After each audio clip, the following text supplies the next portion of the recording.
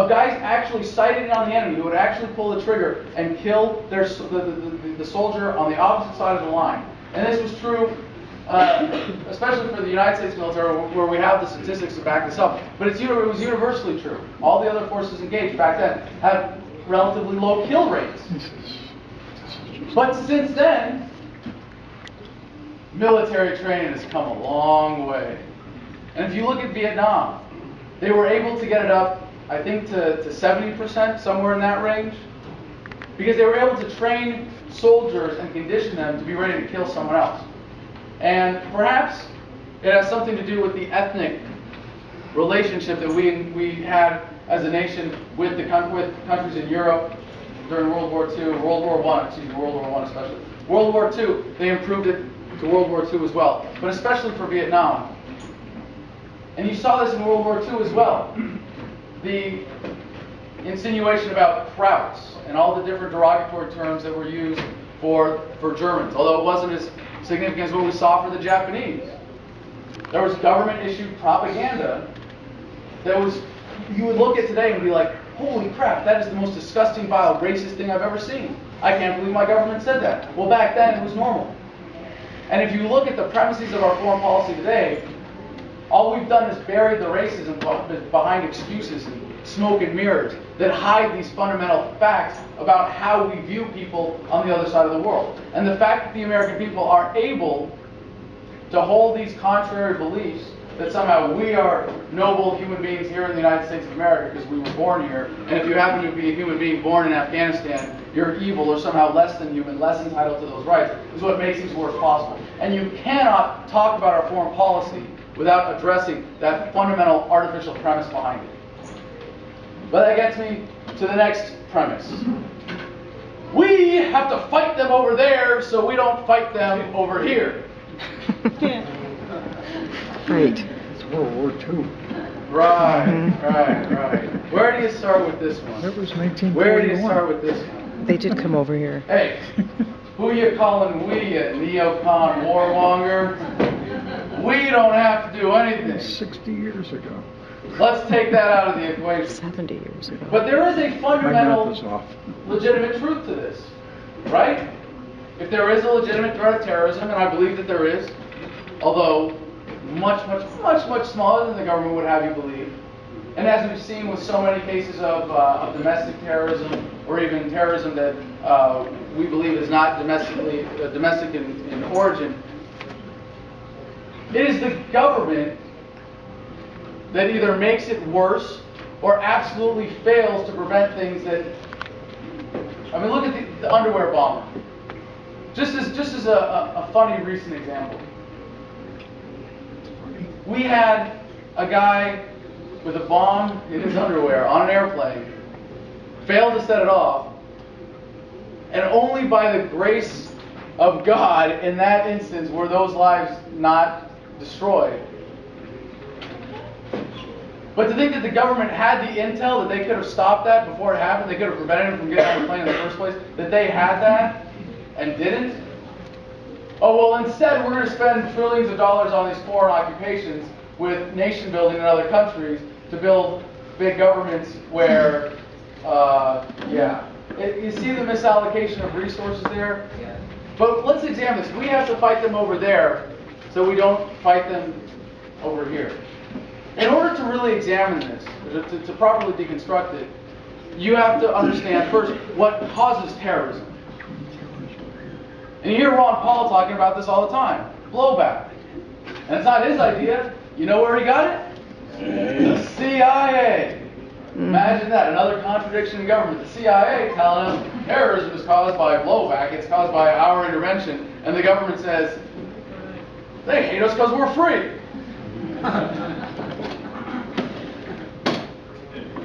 That only works for people that are so stupid as to be gullible enough to believe that we're free in the first place.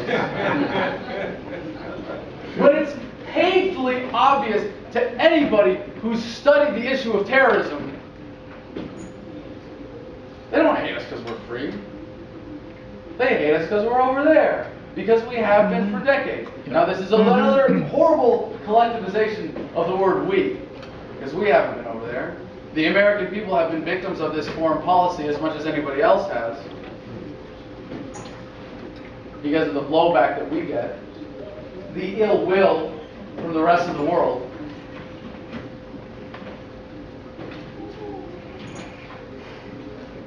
And the threat of, or the grade of legitimacy to that psychologically is also deserving of examination.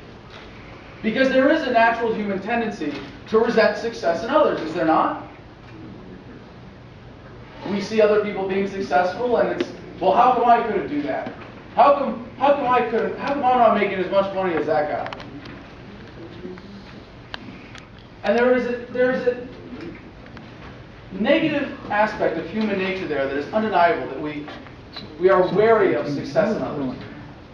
And so this again plays into this idea that they hate us because we're free, right? They hate us because we're so successful and so prosperous. But if you listen to them, if you listen to your enemies, if you simply read the 9/11 Commission Report, another great government document, if you listen to any of the things that terrorist organizations say,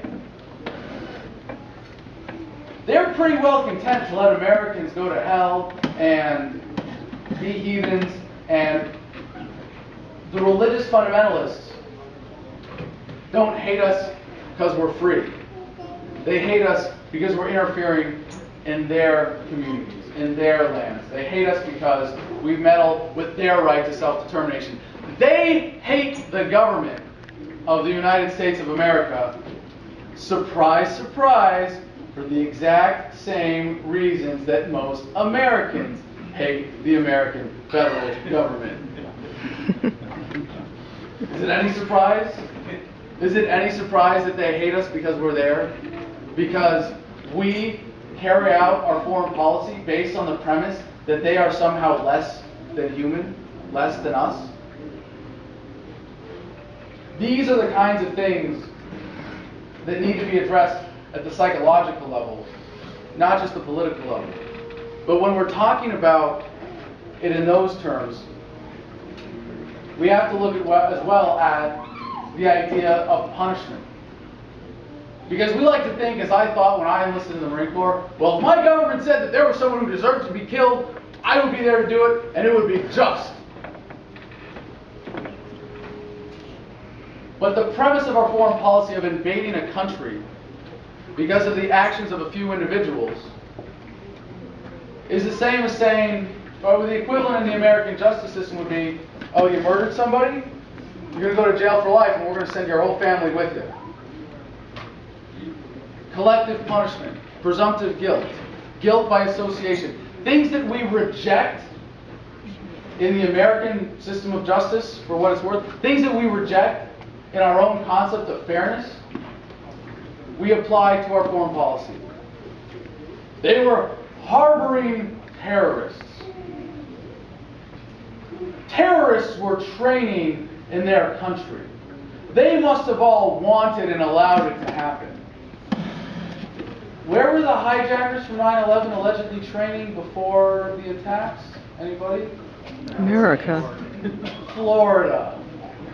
Damn that terrorist state of Florida. We need to go invade and take over and make sure that they have a free, independent government that is democratic in nature and can be an ally for the rest of us, and make sure that they stop training terrorists in Florida.